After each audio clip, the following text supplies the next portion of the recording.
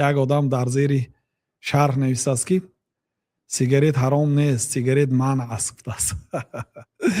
منع است یعنی حرام است. منع خود کلمه حرم یحرم تحریما من کردن، یعنی الله تعالی از اجرای مثلا نوشیدن عرق منع کرد بندگانش را، حرام کرد.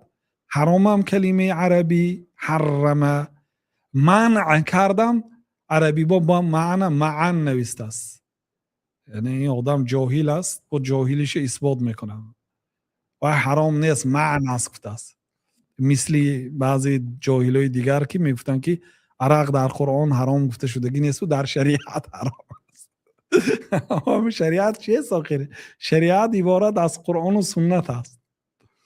یعنی آدم های بی سواد اصطلاح شریعت رو نمیداند، درباره شریعت گپ میزند. پیامبر صلی الله علیه و سلام ما و شما را دستور دادن که من کان یؤمن بالله و الیوم الاخر فلیقل خیرا او لیصمت. کسی که به الله و روز قیامت ایمان داشته باشه یا سخن نیکو گوید یا خاموش نشیند. کسی علم ندارد در موضوع شریعت گپ نزند. حالا برادرها گفتن که وقتی که برنامه شروع میشه در تیک تاک هم در یوتیوب هم یک آدم مثلا سوال طلاق میتید میگن همون جنگ حاضرها به همون سوالا جواب میتید طلاق افتید یا نه افتید گفته.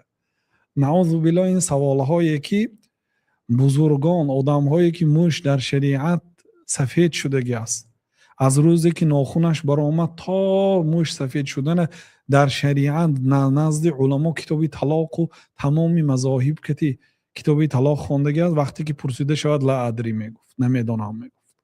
اگر عالمی کلانتر پرس میگفت امروز یا تاجیکی بی سواد اخل مکتب میانه ناز نخونده زمو املا نویسی هاش خودش میگوده کی بودگیشه. درباره طلاق در کامنتاری ها با سوال های مردم جواب میتید. نعوذ بالله. ای مردم از الله تعالی ترسید. این انگشتان شما، این زبان شما اگر روزی قیامت جواب میدید شما کی گفته است که از نام شریعت فتوا ده؟ آدمایی که خواندن گریخته گشتیم. شما چی بگم میزنید؟ و من همچون دلسوزی برای شما میگم این گناه هست. درباره شکننده های ناس و سیگار گپ زدیم. از نگاه شریعت آدم ها گفتیان که انیق این دام ناس میکشد گفتیان برای اون که طرفی ناس کشا را گرفت. نعوذ بالله. و ناس کشیدن حرام است. الله من کرده است.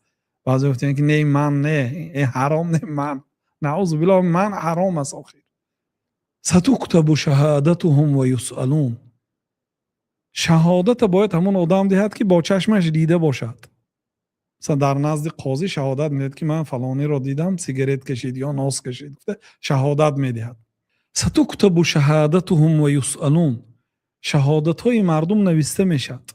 حتی بعضی علما میگفتن که فلان امام قرائتش زیبا هست، فلان امام قرائتش زیبا نیست، گوید همین شهادت نوشته میشد، روز قیامت پرسیده میشد. ستکتب شهادتهم و یسألون. و شما شاهد نبودید، برای چی شهادت میدید؟ برای چی گواهی میدهید؟